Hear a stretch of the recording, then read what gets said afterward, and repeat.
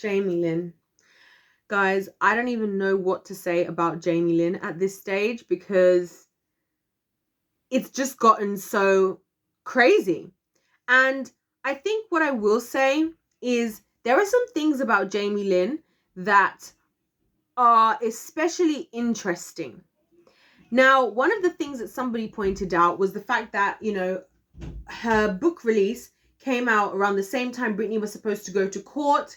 This is, again, obviously a signal to me, and I'm sure many of you, that she was probably definitely working along with Team Con to try and support their narrative of how they're trying to protect Britney, because obviously they went to court on January 19th about the conservatorship. We've now discovered Jamie-Lynn's husband has also come forward, well, not come forward, but has also claimed money from Britney's estate as well. His name's Jamie as well, which again is all very weird how these people are all got the same names and stuff.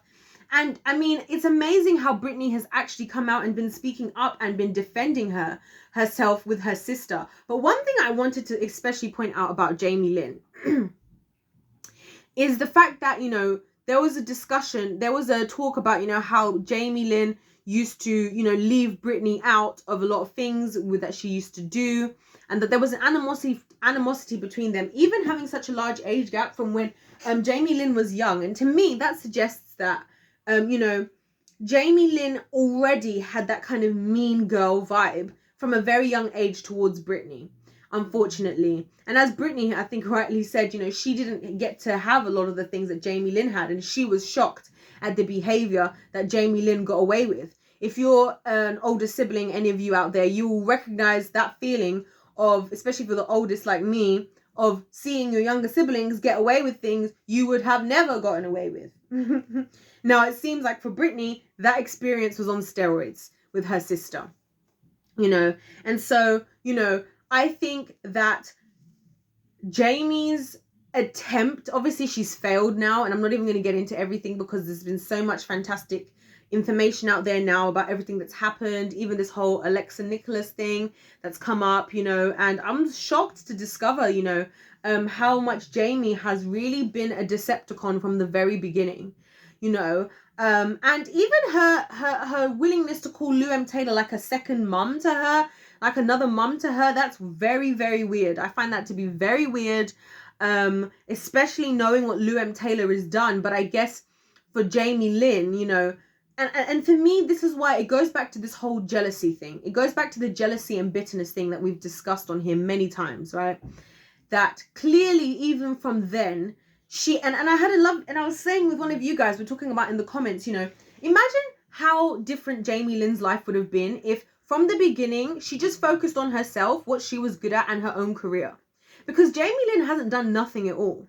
She did have Zoe 101. Obviously, that's all not worked out. I think she ruined that from herself, from all her lies and her deceiving. She's now got her Netflix show, Sweet Magnolias. I'll be interested to see if she's still on there. I haven't watched it myself. She tried to, Jamie-Lynn, I feel like in this whole conservatorship thing is kind of the one they use to try and bridge the gap, to say let's accept that some of the things Britney says are true, whilst also making it look like it's not as bad as Britney's making it out to be. And because Jamie-Lynn sits there in the middle and she's the one who's like, well, my father did this, and she came out in her book talking about how, what she went through with the father. And again, like, don't put it past these people, guys. They're very smart. It's even like the same way that James, who always reports to TMZ, and stuff like that. It's interesting how they allow, because people who are smart about this kind of stuff, they know they can't make themselves look perfect, because that would almost make it easier for us to believe that they were evil for what they've done. It's even better if they allow for there to be information out there that makes them look bad, because it almost makes it easy for people to say, oh, well, they've admitted to some stuff. And I think that's why, a lot of this Britney stuff isn't getting the coverage it's supposed to be getting. Honestly, I don't think people are kicking up a big enough fuss about it. I do believe, partially, and this is a little side note conspiracy theory, that a part of this is because they, a lot of the people who are in control of the media and stuff are guilty in similar ways or the same ways as James and Luam Taylor and people like that. But, you know, I just think for Jamie, for you to do this to your own sister, your older sister who has provided for the family, like, don't get me wrong, like, as somebody who has siblings, and for those of you who have siblings out there, your parents can do whatever they choose to do, right? When you have siblings are like a unique relationship that is not something you can compare. That's why if you call somebody a brother to you or a sister, it's a big deal. But when you have real blood siblings, that's kind of a relationship that you can't create. You just have, because it's two people, or however many people, in my case, I've got two brothers who, despite whatever's going on above you, you can choose to have each other's back, and you can choose to have a relationship outside of everything else that's happening in the world, you know. And I think that's what's the beauty of sibling relationships. So for Jamie-Lynn, and of course Brian, who again, Brian is another one who does a bit of the ghost attempt, like Lou, which is just keep his name out of people's mouths as much as possible, right? She could have chosen to protect her sister. She could have chosen to stay silent, you know. And so many people have said, you know, if you really had all this stuff going on with your sister, why not contact her directly? Why not deal with this between the two of you? Why not just say what you need to say to your own sister? It's all very weird to me anyway. I'm going to speak more about Jamie-Lynn in upcoming videos, although I don't really know if I feel like I want to say much more about her. I feel like we've proven that she's a Decepticon. We've proven that she's a liar.